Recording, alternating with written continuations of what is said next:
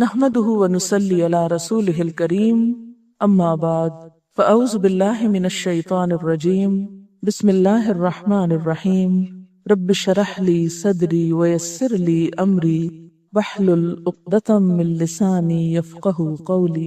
اللہ تعالیٰ کا لاکھ لاکھ شکر ہے کہ اس نے ہمیں انسان بنایا، عقل اور شعور سے نوازا۔ وہ چاہتا تو ہمیں جانور بھی بنا سکتا تھا، لیکن اس نے ہمیں سوچ سمجھ دے کر پیدا کیا۔ ایک انسان اور جانور کے بیچ میں فرق یہی ہے کہ انسان عقل رکھتا ہے، وہ محض دیکھتا نہیں، دیکھ کر اچھے اور برے کی پہچان بھی کرتا ہے۔ انسان ہونا اسی لحاظ سے یا اسی وجہ سے بہت افضل ہے کہ انسان کے اندر اچھائی برائی کی تمیز ہے۔ پھر اللہ تعالیٰ کا ایک بہت بڑا احسان ہے ہم پر کہ اس نے ہمیں مسلمان پیدا کیا، ہمیں زندگی گزارنے کا بہترین سلیقہ اور طریقہ دیا، اور وہ ساری باتیں ہمیں بتا دی جن میں ہماری بھلائی ہے، جن میں ہمارا فائدہ ہے، جن پر عمل کر کے ہم اپنی اس دنیا کو بھی خوبصورت بنا سکتے ہیں اور اپنی آخرت کو بھی بہترین بنا سکتے ہیں۔ ایک بہترین مسلمان بننے کے لیے ضروری ہے کہ ہم اپنے دین سے واقفیت رکھتے ہوں، اور ہر شخص کے لیے علم حاصل کرنا لازم قرار دیا گیا۔ نبی صلی اللہ علیہ وسلم نے فرمایا، طلب العلم فریضۃ علی کل مسلم۔ علم کا طلب کرنا، علم کو چاہنا، علم حاصل کرنا ہر مسلمان پر فرض ہے، خواہ وہ مرد ہو یا عورت ہو۔ یہ کون سا علم فرض ہے؟ وہ علم جس سے انسان اس دنیا میں ایک بہترین انسان بن سکے، مختلف تکلیفوں سے بچ سکے، اور آخرت میں بھی برے انجام سے بچ سکے۔ یعنی ہر شخص پر عالم بننا تو فرض نہیں، لیکن دین کی ان بنیادی باتوں کو جاننا بے حد ضروری ہے کہ جس سے وہ اچھے اور برے میں تمیز کر سکے۔ انہی بنیادی باتوں میں ایک بات صفائی یا طہارت ہے۔ صفائی کو یا طہارت کو نصف ایمان کہا گیا۔ نبی صلی اللہ علیہ وسلم نے فرمایا، الطہور شطر الایمان۔ طہارت، پاکیزگی آدھا ایمان ہے۔ گویا صفائی ان بنیادی چیزوں میں سے ہے جن کا تعلق ایمان کے ساتھ ہے۔ دوسرے معنی میں اگر زندگی میں صفائی اور طہارت نہیں تو ایمان کی کمی اور کمزوری ہے، جو پھر اور بہت سی خرابیوں کا ذریعہ بن سکتی ہے۔ اسی لیے ہم دیکھتے ہیں کہ نبی صلی اللہ علیہ وسلم نے اپنی تعلیمات میں صفائی پر بہت زور دیا ہے۔ اللہ سبحانہ وتعالی نے صاف ستھرا رہنے والوں سے اپنی محبت کا اظہار کیا ہے۔ قرآن پاک میں آتا ہے سورۃ البقرہ کی آیت نمبر 222 میں، ان اللہ یحب التوابین ویحب المتطہرین۔ بے شک اللہ تعالی توبہ کرنے والوں اور پاک رہنے والوں سے محبت کرتا ہے۔ توابین اور متطہرین میں ایک باہم تعلق ہے۔ طہارت ظاہری صفائی کا نام ہے اور توبہ باطنی صفائی کا نام ہے۔ تو اس سے یہ بھی پتہ چلتا ہے کہ اسلام میں محض ظاہر کی صفائی ہی کافی نہیں، باطن کی صفائی بھی بہت ضروری ہے کہ انسان اپنی روح کو، اپنے اندر کو گناہوں اور مختلف آلودگیوں سے پاک رکھے، گناہوں کے بوجھ سے آزاد رکھے۔ پھر ہم دیکھتے ہیں کہ ابتدائی دور میں خصوصاً اور بعد کے ادوار میں بھی اسلام کی تعلیمات پر مبنی جو کتابیں لکھی گئی، خواہ وہ فقہی ہوں یا حدیث کی ہوں، تو سب سے پہلے اور سب سے ابتدا میں جو باب رکھا جاتا وہ طہارت پر مبنی ہوتا۔ جیسا کہ میں نے پہلے بھی عرض کیا کہ اسلام کا سب سے پہلا اور بنیادی سبق صفائی ہے، طہارت ہے۔ اسی لیے تعلیم میں بھی سب سے پہلے طہارت اور صفائی کی تعلیم دی جاتی ہے۔ غور فرمائیے کہ اگر نبی صلی اللہ علیہ وسلم امت کو مسائل طہارت کی تعلیم نہ دیتے تو آج ہم بھی جانوروں کی طرح زندگی بسر کر رہے ہوتے۔ آپ صلی اللہ علیہ وسلم نے اپنی امت کو زندگی کے کسی بھی معاملے میں بھٹکنے کے لیے بے سہارا نہیں چھوڑا، بلکہ ہر چھوٹے سے چھوٹے معاملے میں بھی ٹھیک ٹھیک رہنمائی فرما دی، اور اس طرح نبوت اور رسالت کا پورا پورا حق ادا فرمایا۔ ہم دیکھتے ہیں کہ کوئی بھی شخص جو دائرہ اسلام میں داخل ہوتا ہے تو سب سے پہلے اسے غسل کرنا ہوتا ہے، نہانا ہوتا ہے، اس کے بعد اس سے کلمہ کہلوایا جاتا ہے۔ جب کسی مسلمان کے گھر میں بچہ پیدا ہوتا ہے تو سب سے پہلے اس کو غسل دیا جاتا ہے، اس کے کان میں اذان دی جاتی ہے، کچھ دن کے بعد اس کے بال بھی اتارے جاتے ہیں۔ تو یہ سب چیزیں کس سے متعلق ہیں؟ طہارت اور صفائی سے۔ اسی طرح جب کوئی مسلمان فوت ہوتا ہے، اس دنیا سے رخصت ہوتا ہے، تو سب سے آخری کام کیا کیا جاتا ہے کہ اس کو نہلایا جاتا ہے، اسے صاف ستھرا کیا جاتا ہے، پھر اس پر نماز پڑھی جاتی اور اسے دنیا سے رخصت کر دیا جاتا ہے، آنے پر اذان اور جانے پر نماز۔ تو اس طرح زندگی کی ابتدا سے انتہا تک اسے صاف ستھرا رہنے کا سبق دیا جاتا ہے۔ جیسے کہ پہلے بھی عرض کیا گیا کہ طہارت دو طرح کی ہوتی ہے، ایک ظاہری اور ایک باطنی۔ ظاہری طہارت میں اور صفائی میں جسمانی صفائی، ارد گرد ماحول کی صفائی، اور باطنی طہارت میں سوچ اور کردار وغیرہ کی صفائی شامل ہے۔ اب پہلے ہم ظاہری صفائی کے کچھ پہلوؤں کا مختصراً جائزہ لیں گے کہ اسلام میں اس کی کیا اہمیت ہے۔ اسلام میں سب سے پہلے عبادات کا مقام آتا ہے، اور اسلامی عبادات کا سب سے پہلا اور اہم رکن نماز ہے۔ نماز اس وقت تک قبول نہیں ہوتی جب تک اس کی کچھ شرائط کو پورا نہ کیا جائے، اور ان شرائط میں اہم ترین شرائط کیا ہیں؟ جسم کا پاک ہونا، لباس کا پاک ہونا، اور جگہ کا پاک ہونا۔ جسم کے پاک ہونے کے لیے غسل بھی ضروری ہے، یعنی انسان جنابت وغیرہ سے پاک ہو، اور وضو بھی ضروری ہے۔ وضو کا طریقہ قرآن پاک میں ذکر کیا گیا، سورۃ المائدہ کی آیت نمبر 6 میں آتا ہے، یا ایھا الذین آمنوا اذا قمتم الی الصلاۃ فاغسلوا وجوہکم وایدیکم الی المرافق وامسحوا برؤوسکم وارجلکم الی الکعبین وان کنتم جنبا فاطہروا وان کنتم مرضى او علی سفر او جاء احد منکم من الغائط او لامستم النساء فلم تجدوا ماء فتيمموا صعيدا طيبا فامسحوا بوجوهكم وأيديكم منه ما يريد الله ليجعل عليكم من حرج ولكن يريد ليطهركم وليتم نعمته عليكم ولعلكم تشكرون۔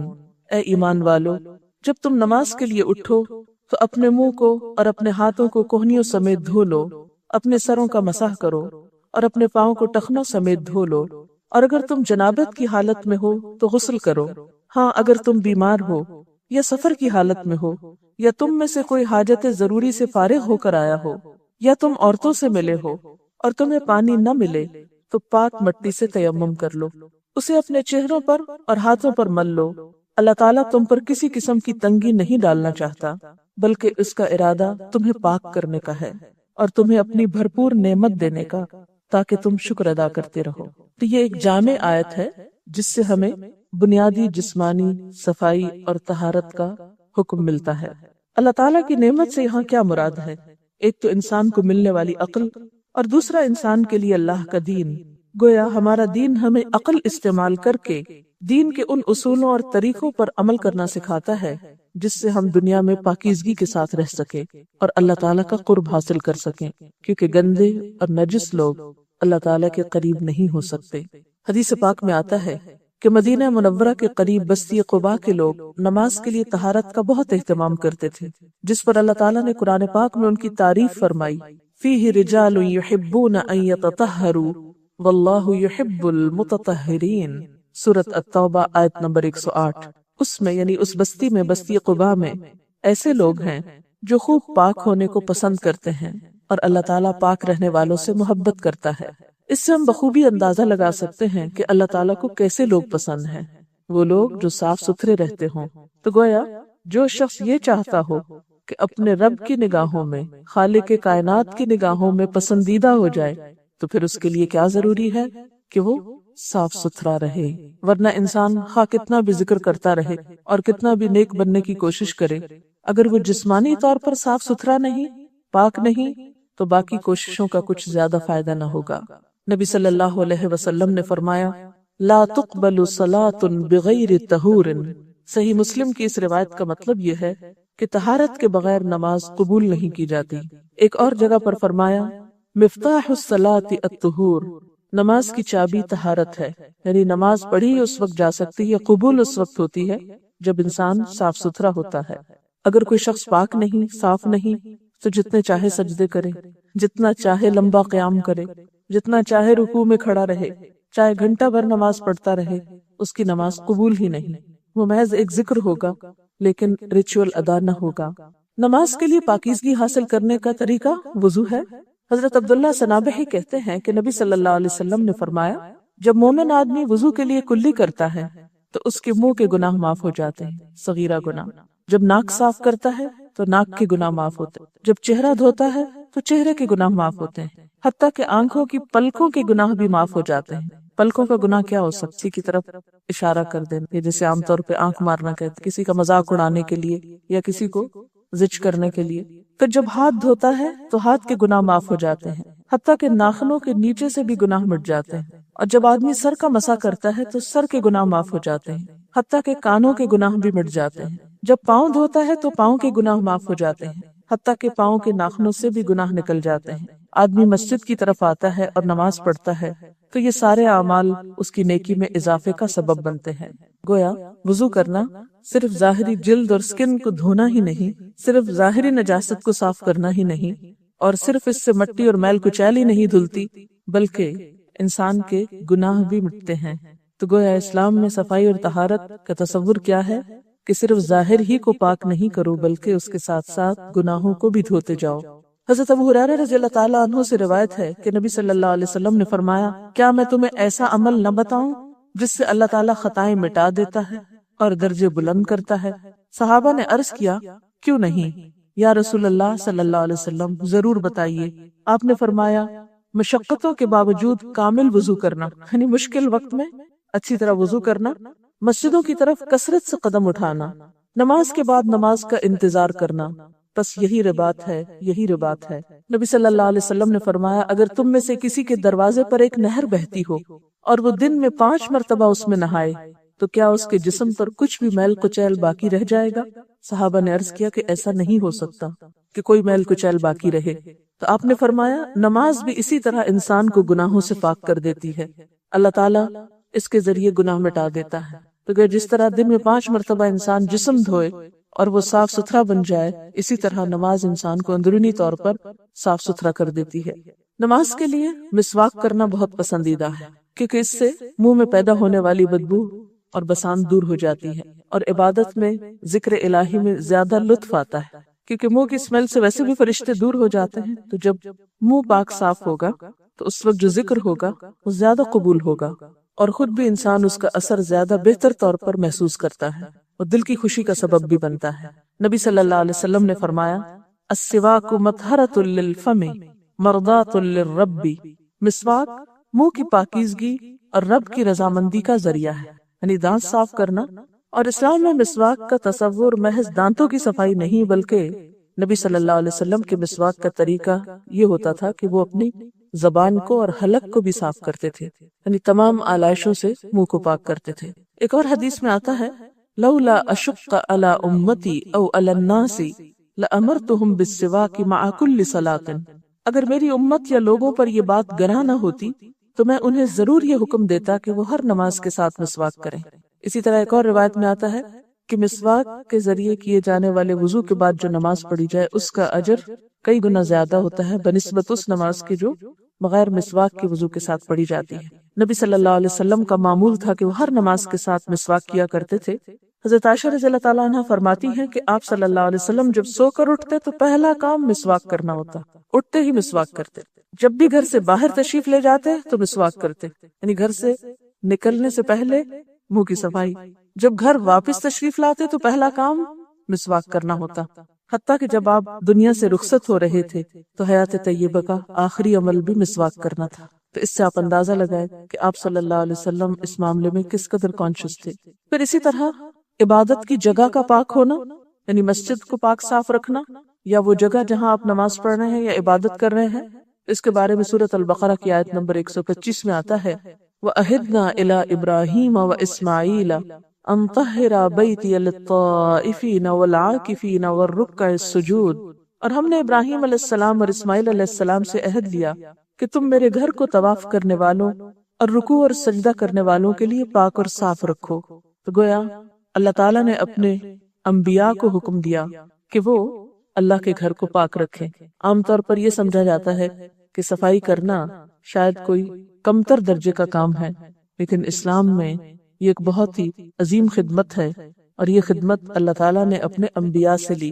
خود نبی صلی اللہ علیہ وسلم کے بارے میں آتا ہے کہ آپ اپنے گھر میں جھاڑو لگا لیا کرتے تھے، یعنی آپ نے خود اپنی ذات کے لیے اس کام کو کمتر نہیں سمجھا، مگر افسوس کہ آج مسلمان اس کام کو حقیر کام سمجھ کر اس سے گریز کرتے ہیں۔ اسی طرح ایک دوسری جگہ بھی آتا ہے، وَطَهِّرْ بَيْتِيَ لِلطَّائِفِينَ وَالْقَائِمِينَ وَالرُّكَّعِ السُّجُودِ، اور میرے گھر کو طواف اور قیام اور رکوع اور سجدہ کرنے والوں کے لیے پاک اور صاف رکھو۔ تو گویا صفائی کرنا کوئی عیب کا کام نہیں، کوئی شان کے خلاف کام نہیں، بلکہ اللہ تعالیٰ اپنے دوست کو کہہ رہے ہیں، یعنی ابراہیم خلیل اللہ اللہ تعالیٰ کے دوست ہیں، کہ وہ اس گھر کو پاک رکھیں۔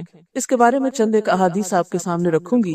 ان عائشہ قالت امر رسول اللہ صلی اللہ علیہ وسلم ببناء المساجد فی الدور وان تنظف وتطیب۔ حضرت عائشہ رضی اللہ تعالیٰ عنہ فرماتی ہیں کہ نبی صلی اللہ علیہ وسلم نے محلوں میں مساجد بنانے، انہیں پاک اور صاف رکھنے اور خوشبودار رکھنے کا حکم دیا۔ مسجد صرف بنانی ہی کافی نہیں، بلکہ اس کو صاف ستھرا رکھنا اور خوشبودار رکھنا، اس لیے کہ ایسی جگہوں پر فرشتے آتے ہیں نا، تو فرشتے جہاں پر بو ہوتی ہے، گندگی ہوتی ہے، وہاں پر نہیں آیا کرتے، تو ہمیں کانشیسلی ایسی جگہوں کی صفائی رکھنا ہے۔ پھر حضرت جابر رضی اللہ تعالیٰ عنہ سے روایت ہے کہ نبی صلی اللہ علیہ وسلم نے فرمایا، جو شخص لہسن یا پیاز کھائے وہ ہم سے الگ رہے، یا فرمایا وہ ہماری مسجد میں نہ آئے اور اپنے گھر میں ہی بیٹھے۔ اسی طرح حضرت عائشہ رضی اللہ تعالیٰ عنہ سے روایت ہے کہ نبی صلی اللہ علیہ وسلم نے مسجد میں قبلے کی دیوار پر تھوک یا بلغم دیکھا تو اسے خود کھرچ دیا، یعنی اسے صاف کر دیا خود۔ اللہ کے رسول صلی اللہ علیہ وسلم کا اپنا کتنا بڑا مقام ہے، لیکن خود اپنے ہاتھ سے صفائی کی۔ تو ایسی جگہوں کی صفائی جو ہے وہ بہت ہی باعزت کام ہے اور اسے شوق اور خوشی سے کرنا چاہیے۔ پھر اسی طرح مساجد کو اور اللہ کے گھروں کو شرک سے بھی پاک رکھنا چاہیے، صرف صفائی ہی نہیں بلکہ شرک سے بھی پاکیزگی۔ اور اس موقع پر وہ حدیث بھی یاد رہے جو مسجد میں صفائی کرنے والی عورت کے بارے میں آتی ہے، بخاری کی روایت ہے۔ حضرت ابو ہریرہ رضی اللہ تعالی عنہ سے روایت ہے کہ ایک سانولی عورت مسجد میں جھاڑو دیا کرتی تھی۔ جب وہ فوت ہو گئی تو نبی صلی اللہ علیہ وسلم نے اس کو نہ دیکھا، تو لوگوں سے پوچھا کہ وہ کہاں گئی، تو اس پر انہوں نے کہا کہ اس کی وفات ہو گئی۔ آپ نے فرمایا، بھلا تم نے مجھے کیوں نہ خبر دی؟ چلو اب اس کی قبر بتاؤ۔ صحابہ کرام نے آپ کو اس کی قبر کے بارے میں بتایا تو آپ نے اس کی قبر پر نماز پڑھی، یعنی نماز جنازہ پڑھائی۔ تو یہ کتنا بڑا اعزاز ہے جو اس عام خاتون کو نصیب ہوا۔ بڑے بڑے کام کرنے والے اور بڑا بڑا نام رکھنے والوں کو بھی یہ اعزاز نصیب نہیں کہ اللہ کے رسول صلی اللہ علیہ وسلم اس کے لیے بطور خاص دعا کا اہتمام فرمائیں، جبکہ اس عورت کے اس عمل پر جو بظاہر دیکھنے میں ہمارے ہاں معمولی سمجھا جاتا ہے، اس کو اتنا بڑا اعزاز نصیب ہوا۔ تو اگر ہم بھی ایسا اعزاز چاہتے ہیں تو ایسے کاموں کو بخوشی کیا کریں۔ پھر اسی طرح نماز کے لیے کپڑوں کا صاف ستھرا ہونا بہت ضروری ہے، اور دن میں آپ دیکھیے 5 نمازیں فرض ہیں۔ اگر کوئی شخص 5 دفعہ دن میں اپنے کپڑوں کی صفائی ستھرائی کا خیال کرتا ہے تو ایسا شخص بھلا کیسے گندا رہ سکتا ہے؟ نبی صلی اللہ علیہ وسلم کو جب نبوت ملی تو بالکل ابتدائی دور میں ہی، یعنی دوسری سورت جو آپ پر نازل ہوئی، سورت المدثر، اس میں بطور خاص صفائی کا حکم دیا گیا اور کپڑوں کو صاف ستھرا رکھنے کا۔ اللہ سبحانہ وتعالی فرماتے ہیں، یا ایھا المدثر قم فانذر وربک فکبر وثیابک فطہر والرجز فہجر۔ یہ سورۃ المدثر کی پہلی 5 آیات ہیں۔ ان کا ترجمہ ہے، اے کپڑے اوڑھنے والے، کھڑے ہو جاؤ اور آگاہ کرو اور اپنے رب ہی کی بڑائیاں بیان کرو، اپنے کپڑے صاف رکھا کرو، ناپاکی اور گندگی کو چھوڑ دو۔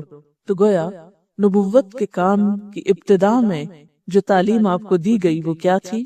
ایک تو یہ کہ آپ کو خطاب بھی اسی سے کیا گیا کہ اے کپڑا اوڑھنے والے، اور پھر کیا کرو؟ اٹھو اور لوگوں کو خبردار کرو اور اپنے رب کی بڑائی بیان کرو۔ گویا نبوت کا کام اور دین کی تعلیم کا کام دراصل کیا ہے؟ اللہ کی بڑائی بیان کرنا، کہ لوگوں کے دل میں سب سے بڑی ہستی وہ ہو جائے۔ اور اس کے بعد اس کام کو کرنے کے لیے کیا ضروری ہے؟ ظاہری صفائی بھی، کپڑوں کی صفائی۔ وثیابک فطہر، تو گویا تعلیم اور تبلیغ کا کام اس وقت تک مؤثر نہیں ہو سکتا جب تک کہ دین کے سیکھنے اور سکھانے والے اپنے آپ کو صاف ستھرا نہ رکھیں، اور لباس کی صفائی پہ بطور خاص توجہ۔ اور پھر مزید تاکید کہ والرجز فہجر، اور گندگی کو چھوڑ دو۔ اور رجز میں پھر ہر طرح کی گندگی آ جاتی ہے، ظاہری بھی اور باطنی وسوسے بھی، اور سب کچھ، ان سب چیزوں سے کنارہ کشی اختیار کرو۔ پھر مسلمانوں کو یہ حکم ہے کہ نماز پڑھتے وقت لباس کو بطور خاص صاف ستھرا اور زینت والا رکھیں۔ قرآن پاک کی سورۃ الاعراف میں آتا ہے، یا بنی آدم خذوا زینتکم عند کل مسجد، اے آدم کے بچوں ہر نماز کے وقت اپنی زینت یعنی لباس اختیار کرو۔ تو گویا لباس کو یہاں زینت کہا گیا۔ لباس کو ہمیشہ پاک صاف رکھنا چاہیے، صرف نماز ہی کے وقت نہیں بلکہ بیچ کے وقفوں میں بھی گندگی سے پرہیز کرنا چاہیے۔ ایک حدیث میں آتا ہے کہ نبی صلی اللہ علیہ وسلم نے فرمایا، تنزہوا من البول فإن عامۃ عذاب القبر من البول۔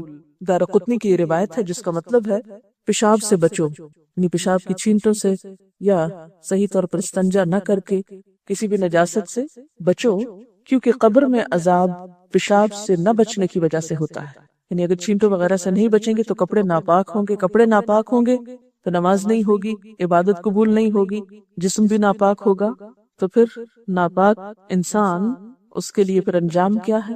عذاب. آپ صلی اللہ علیہ وسلم کا گزر ایک مرتبہ 2 قبروں پر سے ہوا تو آپ نے فرمایا ان دونوں کو عذاب ہو رہا ہے، اور عذاب بھی کسی بڑی بات پہ نہیں ہوا. ان میں سے ایک تو چغل خوری کرتا تھا، یعنی لوگوں کی خراب باتیں ادھر سے اٹھا ادھر پہنچا، اور دوسرا پیشاب کی چھینٹوں سے نہیں بچتا تھا. تو اس سے کیا پتہ چلتا ہے کہ پیشاب کرتے وقت خاص طور پر اپنے آپ کو پاک رکھنا اور چھینٹوں سے بچانا انتہائی ضروری ہے. بعض لوگ اس بات کا اہتمام نہیں کرتے، اور نہ صرف یہ کہ اپنے کپڑے اور اپنا جسم نہیں بچاتے بلکہ وہ ساری جگہ بھی گندی کر دیتے، اور گندا کرنے کے بعد اسے دھونے کی بھی توفیق نہیں ہوتی. تو کسی مسلمان سے اس بات کی توقع نہیں رکھی جا سکتی. پھر اسی طرح قرآن پاک کی تلاوت کے وقت پاک صاف ہونا ضروری ہے. ناپاکی کی حالت میں بغیر وضو کے قرآن پاک کی عبارت کو ہاتھ نہیں لگانا چاہیے.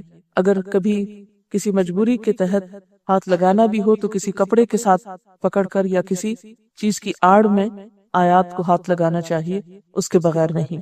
قرآن پاک میں آتا ہے لا یمسہ الا المطہرون، اسے پاک لوگوں کے سوا کوئی نہ چھوئے. پھر آپ دیکھیے کہ جیسے حج ایک بہت بڑی عبادت ہے، تو حج کے موقع پر بھی طواف کرنے والوں کے لیے پاک صاف ہونا ضروری ہے. پھر اسی طرح عملی زندگی میں بھی طہارت کی ضرورت ہوتی ہے، یعنی عبادات کے علاوہ. ظاہری طہارت کا دوسرا پہلو عملی زندگی سے متعلق ہے. اس میں ذاتی صفائی، ماحول کی صفائی، ارد گرد کی صفائی، یہ سب کچھ شامل ہے. ذاتی صفائی میں جسم کی صفائی شامل ہے، اس میں ایک تو غسل کے ذریعے، وضو کے ذریعے، اسی طرح پسینے والے کپڑے پہننا جس سے دوسروں کو اذیت ہو. اور پسینہ چونکہ ناپاک نہیں تو بہت سے لوگ اس لیے پسینے والے کپڑے پہنے رکھتے ہیں کہ نماز تو ہو ہی جاتی ہے، لیکن یاد رکھیے کہ عبادت کے وقت فرشتے ہمارے ساتھ ہوتے ہیں جو ایسی کریہ سمیلز اور بدبو کی وجہ سے وہ دور چلے جاتے ہیں. اور اس کے لیے خصوصی طور پر جسم کے زائد بالوں کی صفائی جو ہے وہ بہت ضروری ہے، یہ فطرت کے خصال میں سے ہے. اور ایک روایت کے مطابق کسی صورت میں بھی 40 دن سے اوپر نہیں جانا چاہیے کہ انسان اپنے جسم کے انڈر آرمز اور انڈر لیگز بالوں کی صفائی نہ کرے، کیونکہ بہت سی نجاست ان میں جم کر رہ جاتی ہے، اور جب انسان اسی نجاست کے ساتھ دوبارہ کپڑے پہنتا ہے تو وہ کپڑوں پر لگ جاتی ہے اور پھر ناگوار بو کا سبب بنتی ہے. نبی صلی اللہ علیہ وسلم نے فرمایا کہ ہر مسلمان پر اللہ تعالیٰ کا یہ حق ہے کہ ہر 7ویں دن ضرور غسل کرے، اگر خوشبو میسر ہو تو اسے استعمال کرے. یعنی ہر جمعے کا غسل جو ہے اسے لازم قرار دیا گیا. لیکن اس کا یہ مطلب نہیں کہ جمعے کا انتظار کرے اور اس سے پہلے کبھی غسل نہ کرے. اس سے مراد یہ ہے جمعے کے دن تو لازمی طور پر کرے، اگر اس کے علاوہ جیسے بھی حالات ہوں اس کے مطابق صفائی کا اہتمام کرے. اسی طرح بسا اوقات انسان کے اوپر غسل فرض ہوتا ہے، جنابت کی حالت ہوتی ہے، اس حالت میں مسجد میں جانے سے بھی منع کیا گیا ہے. مثلا حائضہ عورت کو مسجد میں جانے سے روکا گیا. نبی صلی اللہ علیہ وسلم نے فرمایا امانت کی ادائیگی آدمی کو جنت میں لے جاتی، امانت کی ادائیگی آدمی کو جنت میں لے جاتی. صحابہ کرام نے پوچھا یا رسول اللہ صلی اللہ علیہ وسلم امانت کی ادائیگی سے کیا مراد ہے؟ فرمایا ناپاکی سے پاک ہونے کے لیے غسل کرنا، یعنی ایام حیض کے ختم ہونے کے بعد یا جنابت کے بعد غسل کر لینا یہ امانت کی ادائیگی ہے، اور ناپاک رہنا خیانت ہے. تو بعض لوگ انتظار کرتے رہتے ہیں کہ اچھا 7 دن پورے ہوں گے تو پھر نہا لیں گے، حالانکہ انہیں اس سے پہلے ہی نہانے کی ضرورت ہوتی ہے، لیکن اس کو بے وجہ لٹکاتے رہتے ہیں. تو اس ناپاکی کے ساتھ چلنا پھرنا یہ بہت ہی ناپسندیدہ کام ہے. آپ صلی اللہ علیہ وسلم نے فرمایا ناپاکی سے پاک ہونے کے لیے غسل کرنا، اس سے بڑھ کر اللہ نے کوئی امانت مقرر نہیں کی، کیونکہ اس چیز کا کسی دوسرے کو پتہ نہیں ہوتا نا، انسان صرف خود ہی جانتا ہے کہ میری کنڈیشن کیا ہے. فرمایا اس سے بڑھ کر کوئی امانت نہیں، بس جب آدمی نہانے کی حاجت ہو جائے تو غسل کرے. ایک اور روایت میں ہے کہ نبی صلی اللہ علیہ وسلم نے فرمایا خصال فطرت 10 ہیں، مونچھیں ترشوانا، کیونکہ وہ بھی زائد بال جب لمبے ہو جاتے ہیں تو کھانا پینا ان کے ساتھ لگ کر بسا اوقات جراثیم کے پلنے کا سبب ہوتا ہے. داڑھی بڑھانا، لیکن صرف بڑھانے کا حکم نہیں بلکہ اس کو صاف ستھرا رکھنے کا بھی حکم ہے. مسواک کرنا، ناک میں پانی ڈالنا، کلی کرنا، ناخن ترشوانا، انگلیوں کے درمیان جگہ کو دھونا، یعنی ہاتھوں اور پاؤں دونوں کی یعنی بیچ تک کو صاف ستھرا کرنا، پوروں کو صاف رکھنا، بغل کے بال اکھاڑنا اور زیر ناف بال صاف کرنا، پانی سے استنجا کرنا، ختنہ کرانا. یہ بخاری اور مسلم کی حدیث ہے. ان کو خصال فطرت یعنی فطری عمل ہیں، ایک انسان کے لیے ضروری چیزیں ہیں. پھر اسی طرح کپڑوں کی صفائی اور ان کی زیب و زینت کا اہتمام. ایک حدیث پاک میں آتا ہے کہ ان اللہ جمیل یحب الجمال، اللہ تعالیٰ خوبصورت ہے، خوبصورتی کو پسند کرتا ہے. ایک دفعہ ایک شخص میلے کچیلے اور خراب کپڑے پہنے ہوئے آپ کی خدمت میں حاضر ہوا. آپ نے پوچھا کیا تمہارے پاس مال نہیں ہے؟ اس نے عرض کیا بہت کچھ ہے، اونٹ، گھوڑے، بکریاں، سبھی کچھ ہیں. آپ نے فرمایا پھر تمہارے رہن سہن سے اللہ تعالیٰ کے انعامات کا اظہار ہونا چاہیے، کیونکہ اللہ تعالیٰ فرماتے ہیں وَأَمَّا بِنِعْمَةِ رَبِّكَ فَحَدِّثْ، اور اپنے رب کی نعمتوں کو ظاہر کرو. یہ سورۃ الضحیٰ کی آیت ہے. جب اللہ تعالیٰ کسی شخص کو دنیاوی طور پر خوشحالی عطا کرے تو اس کے لیے لازم ہے کہ وہ اپنی اس خوشحالی کا اثر اپنے لباس پر اور اپنے ظاہر پر نمایاں کرے. ریاکاری اور اسراف سے منع کیا گیا، لیکن صاف ستھرا رہنے کو پسندیدہ قرار دیا گیا. نبی صلی اللہ علیہ وسلم نے فرمایا ان اللہ یحب ان یرا اثر نعمته علی عبدہ، بے شک اللہ تعالیٰ اس بات کو پسند کرتا ہے کہ اس کی دی ہوئی نعمتوں کا اثر اس کے بندوں پہ دکھائی دے. بسا اوقات ہم سادگی کا اور سمپل رہنے کا مفہوم یہ سمجھتے ہیں کہ ہم اچھا لباس نہ پہنے، اور اگر اچھا لباس پہنتے ہیں تو اتنے انتہا پسند ہو جاتے ہیں کہ ساری زندگی کی کوششوں کو اسی میں ہی کھپا دیتے ہیں، اور سب سے اہم کام زندگی کا صرف خوبصورت لباس پہننا ہی بنا لیتے ہیں. تو یہ مقصد زندگی تو نہیں. نعمت کا استعمال اور نعمت سے فائدہ اٹھانا پسندیدہ ہے. ناپسندیدہ چیز کیا ہے کہ انسان اپنے اور بڑے مقاصد اور کاموں کو چھوڑ کر صرف ان کاموں ہی کے پیچھے سب وقت لگا دے، یا یہ کہ جب پہنے تو جن کو میسر نہیں ان کو حقیر سمجھے، یا یہ کہ دکھانے کے لیے اور تکبر کے لیے پہنے. تو یہ چیز ناپسندیدہ ہے. ورنہ قیمتی لباس کا پہننا، صاف ستھرے لباس کا پہننا، اچھے ڈیزائن والے لباس کا پہننا منع نہیں ہے.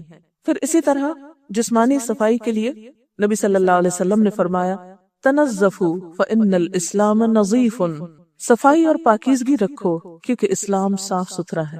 اسلام کی پہچان کیا بتائی گئی کہ وہ صاف ستھرا ہے.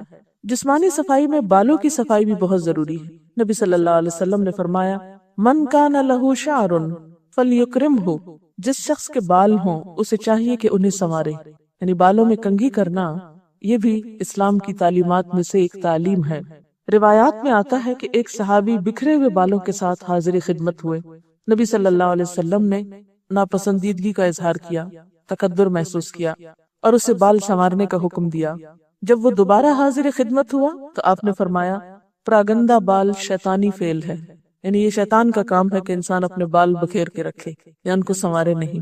اور اسی طرح بالوں کی صفائی میں صرف کنگھی کرنا ہی کافی نہیں، بلکہ ان کو جوؤں سے بچانا اور جوئیں نکالنا اور صاف ستھرا رکھنا یہ بھی بہت ضروری ہے. آپ کو معلوم ہوگا کہ بعض اوقات ان جوؤں کے ذریعے بہت سی جسمانی بیماریاں لاحق ہو جاتی ہیں، تو غفلت کے مارے ان کو پالے رکھنا اور ان کو بڑھاتے رہنا اور ان کی صفائی نہ کرنا یہ تقویٰ کی علامت نہیں ہے. پھر اسی طرح ہاتھ، پاؤں اور ناخنوں کی صفائی بھی بہت ضروری.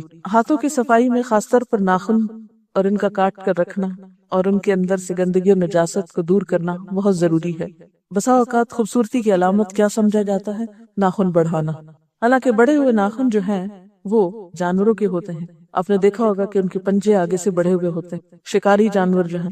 لیکن انسان کے لیے خوبصورتی کس میں ہے؟ ناخنوں کو کاٹنے میں. مگر ہم نے ناخن بڑھانے کو اپنے ہاتھوں کی خوبصورتی سمجھا. اچھا، ہاتھوں کی صفائی میں یہ بات بھی یاد رہے کہ ہر کھانے سے پہلے اور بعد میں ہاتھوں کو دھونا لازم قرار دیا. نبی صلی اللہ علیہ وسلم نے فرمایا کہ جس گھر میں کھانے کے بعد ہاتھ دھوئے جائیں اور کلی کی جائے تو اس گھر میں خیر باقی رہتی. یعنی جب تک کسی گھر کے اندر کھانے کے بعد ہاتھ دھونا اور کلی کرنا باقی ہے اس میں خیر باقی رہے گی. اسی طرح آپ دیکھیے کہ اسلام میں صفائی کا اتنا خیال رکھا گیا کہ نجس اور ناگوار کام کرنے کے لیے بایاں ہاتھ استعمال کیا جائے، مثلا ناک صاف کرنے کے لیے یا استنجا کرنے کے لیے یا کوئی بھی ناپاک چیز پکڑنے کے لیے، اور اس کے برعکس کھانے پینے کے لیے اور باقی صاف ستھرے کاموں کے لیے دائیں ہاتھ کا استعمال کیا جائے. اس میں ہم دیکھتے ہیں کہ دائیں اور بائیں کی تقسیم کو بہت اہمیت حاصل ہے اسلام میں، اور اس کی بنیادی وجہ یہی طہارت ہے کہ انسان کے اندر ایک طہارت کی حس پیدا ہو. پھر اسی طرح یہ ہے کہ پاؤں کو گندا نہیں رکھنا چاہیے. اگر اپنی ایڑیوں کی صفائی اور پاؤں کے ساتھ لگی ہوئی ہر طرح کی نجاست کو صاف کرنا اور جوتا پہن کر رکھنا. بعض لوگ سستی کے مارے جوتا نہیں پہنتے اور ہر اچھی گندی جگہ پر چلتے رہتے ہیں اور اسی کے ساتھ پھر سو جاتے ہیں اور بستر میں گھس جاتے ہیں. تو یہ تمام چیزیں انسان کے پورے ماحول کو آلودہ کرتی ہیں۔ پاؤں کی صفائی میں موزوں کی، جوتوں کی، جرابوں کی صفائی بھی بہت اہم ہے۔ بعض لوگوں کے پاؤں میں بہت پسینہ آتا ہے جس سے بہت ناگوار اسمیل ہو جاتی ہے۔ ہم دیکھتے ہیں کہ اگرچہ جرابوں پر یا موزوں پر مسح کرنے کی اجازت ہے وضو کے لیے، لیکن اس میں بھی ایک مقیم شخص کو ایک دن رات سے زیادہ جرابیں پہن کے رکھنے کی اجازت نہیں، یعنی لازمی طور پر ایک دن رات کے بعد وہ ان کو اتارے اور دوبارہ پاؤں کو دھوئے۔ اسی طرح مسافر کے لیے کچھ زیادہ رخصت ہے 3 دن کی، لیکن اس سے زیادہ لمبے عرصے تک جرابیں پہن کر رکھنا ناپسندیدہ ہے۔ پھر اسی طرح آپ نے دیکھا ہوگا کہ بعض لوگوں کو پاؤں کی بیماری ایتھلیٹ فٹ پیدا ہو جاتی ہے، جس سے پاؤں کے اندر کی انگلیاں جو ہیں وہ گلنے لگتی ہیں یا ان میں خارش شروع ہو جاتی ہے، تو اس لیے ان کو دھو کر رکھنا چاہیے۔ پھر اسی طرح آس پاس کا ماحول صاف ستھرا ہونا بھی بہت ضروری ہے۔ نبی صلی اللہ علیہ وسلم نے فرمایا بنی الدین علی النظافہ، دین کی بنیاد نظافت ہے، اور ماحول کو صاف ستھرا رکھنے کے لیے ضروری ہے کہ انسان پہلے تو خود صاف ہو، پھر اپنے استعمال کی تمام چیزوں کو صاف رکھے۔ جو کچھ ہم استعمال کرتے ہیں، صرف لباس اور جوتے نہیں، بلکہ جس جگہ پر ہم سوتے ہیں، جہاں ہم کھاتے ہیں، جہاں ہم رہتے ہیں، جہاں بیٹھ کر ہم پڑھتے ہیں، ہماری کتابیں، ہمارے قلم، ہماری تمام چیزیں صاف ستھری ہونی چاہیے۔ پھر اسی طرح بچوں اور بوڑھے لوگوں کی صفائی کا بطور خاص خیال رکھنا چاہیے، کیونکہ وہ بسا اوقات خود کو خود صاف نہیں کر سکتے۔ بچوں کو بچپن سے صفائی کی عادت ڈالنی چاہیے اور انہیں چیزوں کو ترتیب سے رکھنے کی عادت ڈالنی چاہیے، کیونکہ چیزوں کی ترتیب کے ذریعے بھی ماحول کی صفائی ہوتی۔ مثلاً اگر آپ نے کپڑے دھوئے ہیں اور اگر ان کو طے کر کے نہیں رکھا یا مناسب جگہ پر نہیں رکھا تو گھر صاف نظر نہیں آ سکتا۔ تو ماحول کی صفائی میں ترتیب بہت ضروری ہے۔ بچوں کو صاف ستھرا رکھنے کے لیے ان کو بالکل ابتدائی عمر سے ٹوائلٹ ٹریننگ دینی چاہیے۔ آج کل سہولت کے تحت مائیں ان کو نیپیز لگا دیتی ہیں اور پھر دیر تک بچے نجاست میں لتڑے رہتے ہیں اور اسی کے ساتھ عادی ہو جاتے ہیں۔ تو گویا ابتدا سے ہی ماں نے بچوں کے اندر سے صاف ستھرا رہنے کی حس مار دی۔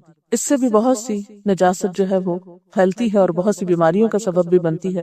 بسا اوقات بچوں کو ریشز ہو جاتے ہیں جو ان کے لیے بہت اذیت کا سبب ہوتے ہیں۔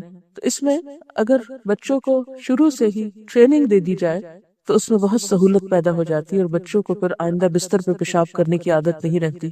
پھر اسی طرح یہ ہے کہ اگر بچوں کو بچپن میں پیشاب سے بچنے کی عادت نہیں ہوگی تو بڑے ہو کر وہ اس سے کیوں کر بچیں گے؟ بعض اوقات بچے جب چلنے پھرنے کی عمر کو ہوتے ہیں تو جہاں چاہتے ہیں پیشاب کر دیتے، اپنے کپڑے بھی گیلے کرتے ہیں، فرش بھی، اور ہر جگہ کو ناپاک کرتے جاتے ہیں۔ تو ان کو ابتدا سے ہی ایسی تربیت دینی چاہیے کہ وہ مخصوص جگہ کے علاوہ ہر جگہ پیشاب نہ کریں۔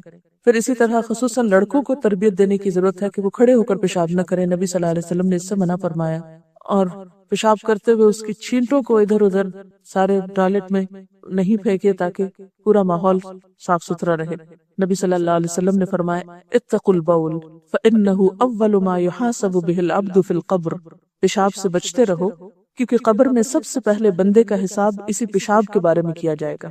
پھر اسی طرح گھر کی صفائی، گھر میں کوڑا کرکٹ اکٹھا رکھنا اور فالتو اور بیکار چیزوں کو جمع رکھنا پورے ماحول کو گندا کر دیتا ہے۔ ایسے گھر میں خیر و برکت نہیں ہوتی۔ گھر معاشرے کی اکائی ہے، اگر گھر صاف ہوگا تو پورا معاشرہ صاف ہوگا، اور گھر میں خاص طور پر کھانے پینے کی جگہوں کی اور ٹوائلٹ کی صفائی جو ہے وہ بے حد ضروری ہے۔ عموماً کچن میں کھانے پینے کی چھوٹی چھوٹی چیزیں گرتی رہتی ہیں فرش پر ادھر ادھر، اور اس سے بہت سے کیڑے مکوڑے جنم لیتے ہیں اور نجاست پر نجاست میں اضافہ ہوتا چلا جاتا ہے۔ بعض کیڑے مکوڑے دن کی روشنی میں چھپے رہتے ہیں لیکن رات کے اندھیرے میں مثلا کاکروچز وغیرہ باہر نکل آتے ہیں اور وہ مزید نجاست پھیلا کے واپس جاتے ہیں، یا ان کے انڈے سے پھر پیدا ہوتے رہتے ہیں جس سے گندگی کا ایک لامتناہی سلسلہ شروع ہو جاتا ہے۔ پھر اسی طرح مکھیاں آتی ہیں اور وہ نجاست پھیلاتی ہیں۔ پھر اسی طرح بسا اوقات چوہے پیدا ہو جاتے ہیں جن کے جسم کے ساتھ سب گندگی لگی ہوئی ہوتی ہے، جہاں جہاں وہ گھومتے ہیں وہ ہر جگہ کو ناپاک یعنی ہر جگہ کو نجس کرتے چلے جاتے ہیں۔ پھر اسی طرح کھانے پینے کی چیزوں کو صاف ستھرا رکھنے کی ضرورت ہے، سبزیاں، پھل۔ پھر اسی طرح رات کو گندے برتن چھوڑ کر نہیں سونا چاہیے، یعنی برتنوں کو دھو کر سونا چاہیے، کیونکہ رات بھر جو برتن گندے رہتے ہیں معلوم نہیں اس میں کیا کچھ گھوم جاتا ہے۔ پھر اسی طرح اگر کتا یا کچھ اور جانور اگر برتنوں کو چاٹ جائے تو اس کو خاص طور پر بہت ہی تاکید سے صاف کرنے کا حکم ہے کہ 7 دفعہ اس برتن کو دھونے کا حکم ہے، جس میں 6 دفعہ پانی سے 7ویں دفعہ مٹی یا کسی ایسے ڈٹرجنٹ سے کہ جس سے وہ پوری طرح صاف ہو جائے۔ یہ ساری تاکید کس لیے ہے؟ تاکہ پورا ماحول صاف رہے اور انسان کی صحت بھی اچھی رہے۔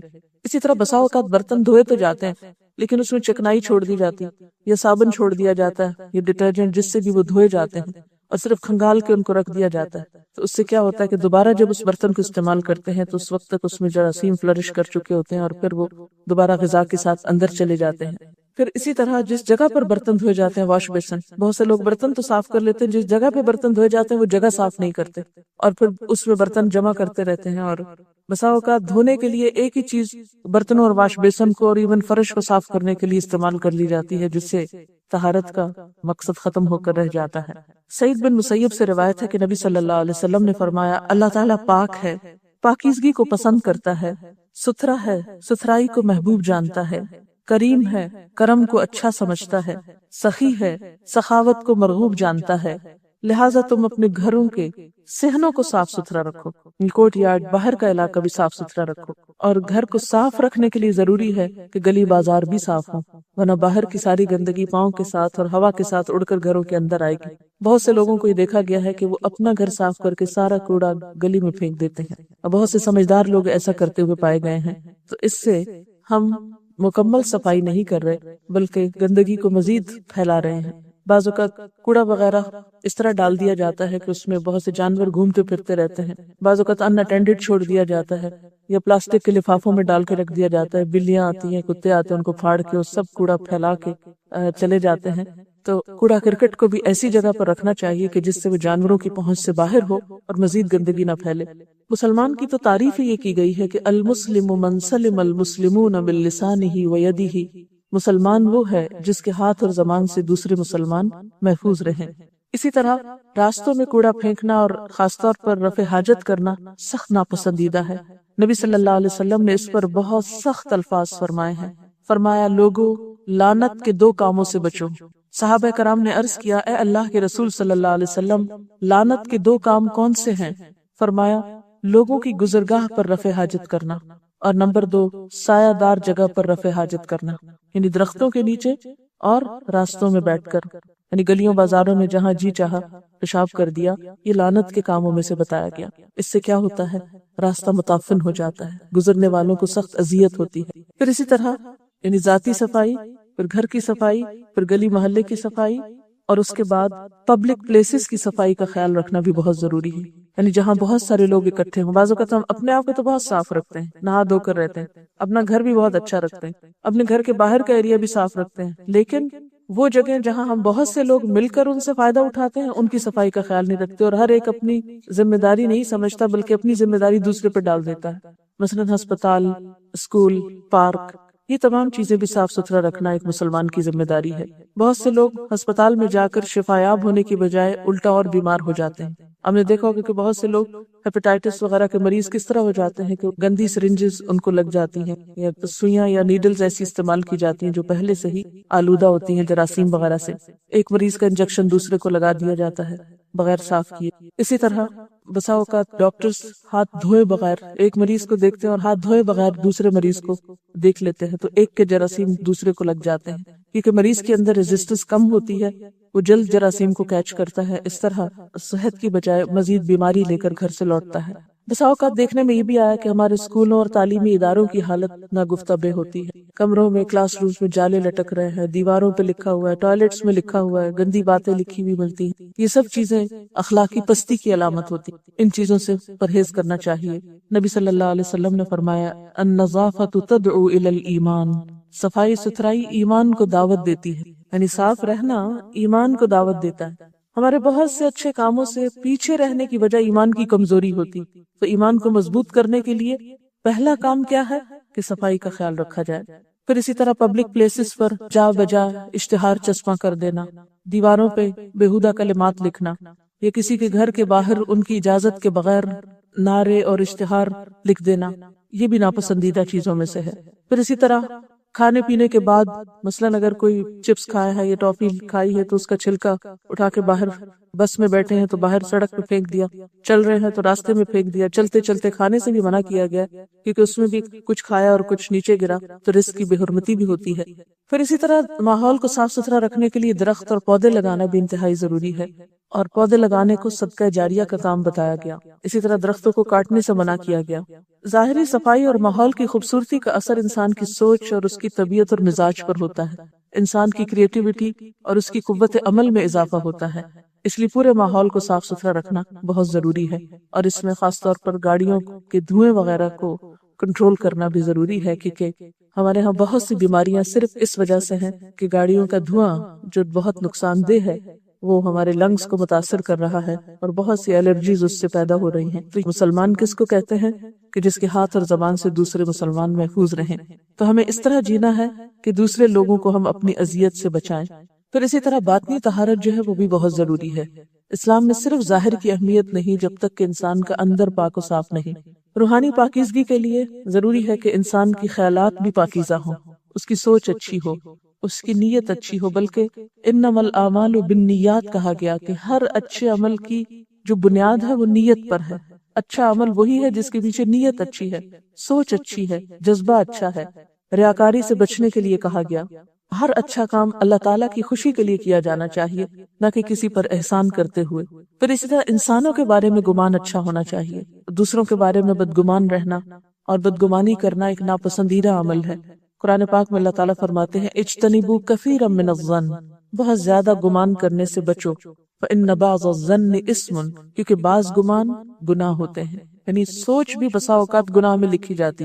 حدیث میں آتا ہے ایاکم والظن فإن الظن اکذب الحدیث، بہت زیادہ گمان کرنے سے بچو کیونکہ گمان سب سے جھوٹی بات ہے۔ پھر اسی طرح دل کی صفائی، ہم عموماً دل کی صحت کے بارے میں بہت فکر مند رہتے ہیں، لیکن دل کی صحت کا تعلق انسان کے خیالات سے، حسد سے، بغض سے، کینے سے پرہیز کرنا چاہیے۔ نبی صلی اللہ علیہ وسلم نے فرمایا خبردار، جسم میں گوشت کا ایک لوتھڑا ہے، اگر وہ درست ہو تو سارا جسم درست ہے، اگر وہ خراب ہو تو سارا جسم خراب ہے، سنو وہ دل ہے۔ باطنی طہارت میں خاص طور پر حسد سے بچنا، دوسروں کے لیے بری نیت اور بری سوچ رکھنا سخت ناپسندیدہ ہے۔ یہ انسان کے اعمال کو اس طرح کھا جاتا ہے جس طرح آگ سوکھی لکڑیوں کو کھا جاتی ہے۔ پھر اسی طرح باطنی طہارت میں اچھا اخلاق بھی شامل ہے۔ اچھے اخلاق اور برے اخلاق میں بہت واضح فرق ہے۔ انسان کے نامہ اعمال میں سب سے بھاری نیکی جو ہے وہ اس کا اچھا اخلاق ہوگا۔ ایک شخص کتنے بھی خوبصورت لباس میں ہو، کتنے بھی زیادہ زیورات پہنے ہوئے ہو، کتنا عمدہ اس کا گھر ہو، لیکن اگر اس کا اخلاق اچھا نہیں تو کچھ بھی نہیں۔ اگر وہ مسکرانا نہیں جانتا تو ایک بہت بڑی نعمت سے محروم ہے۔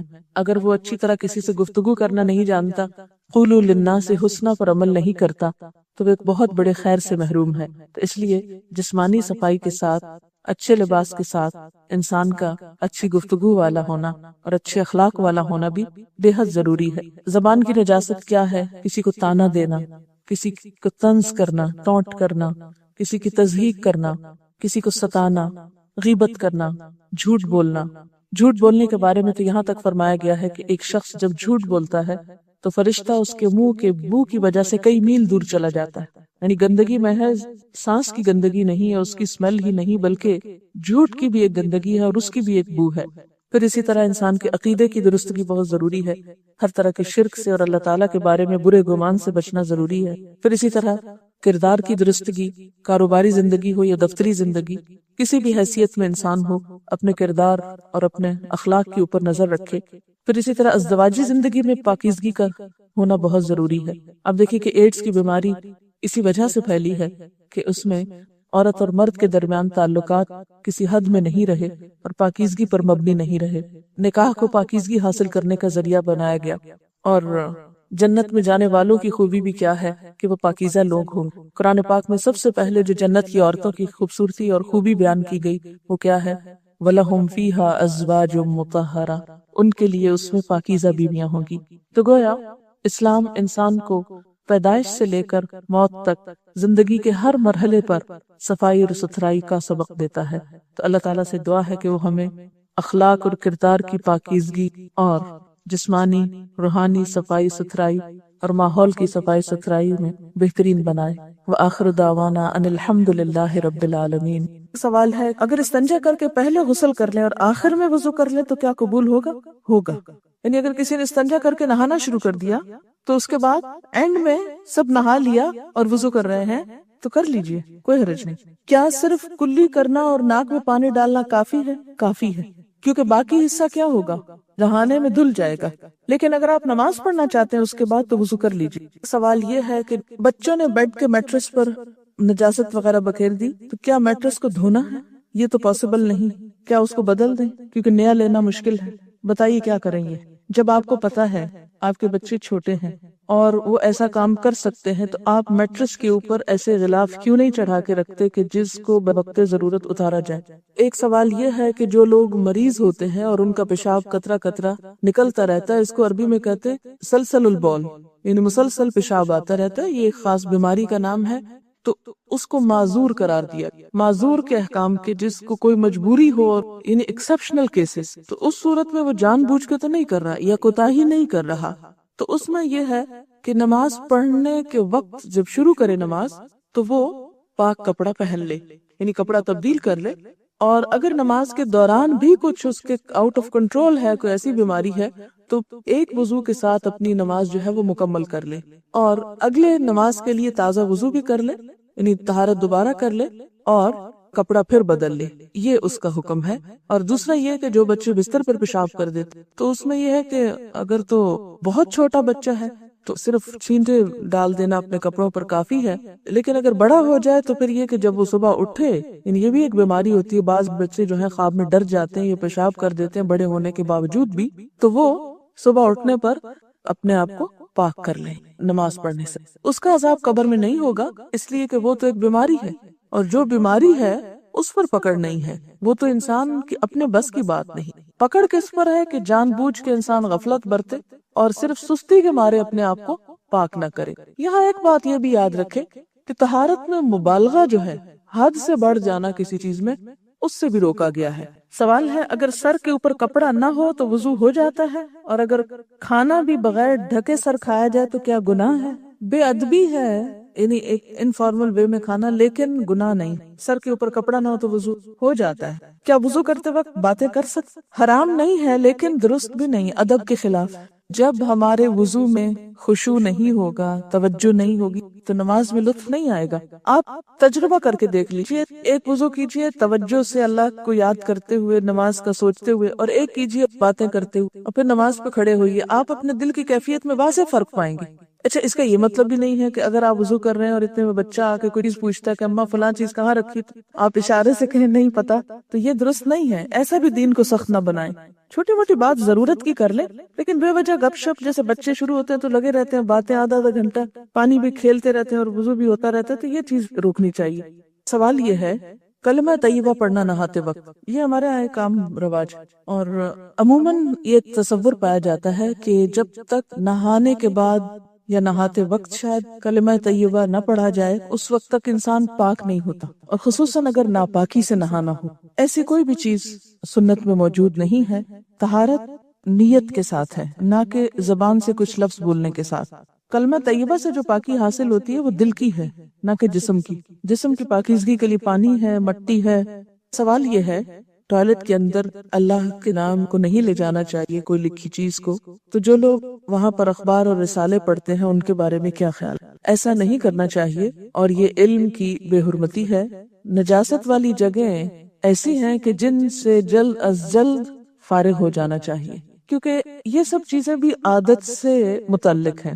آپ جس طرح اپنے آپ کو ٹرین کریں گے، بلکہ بچپن سے جس طرح آپ بچوں کو ٹرین کریں گے، اسی طرح بڑے ہو کر وہ عادتیں پختہ ہو جاتی ہیں۔ تو ایسی عادات کو بدلنا چاہیے۔ وہاں نہ ذکر کیا جاتا ہے، نہ ہی کچھ پڑھا جا سکتا ہے، اور نہ ہی وہاں کتابیں وغیرہ اس طرح رکھنی چاہیے، کیونکہ نجس جگہ ہے یہ۔ گلے میں خانہ کعبہ کا لاکٹ پہن کر جایا جا سکتا۔ آپ کو پتہ ہے کہ خانہ کعبہ بھی شاعر اللہ میں سے ہے نا؟ اس کا احترام بھی ضروری ہے۔ تو ایسے لاکٹ صرف زینت کے مواقع پر پہنی اور باقی اوقات میں اتار دیجیے۔ یاد رکھیے کہ شاعر اللہ صرف وہ ہیں کہ جن کو اللہ تعالیٰ نے خود شاعر بنایا ہے۔ مثلاً قرآن پاک ہے۔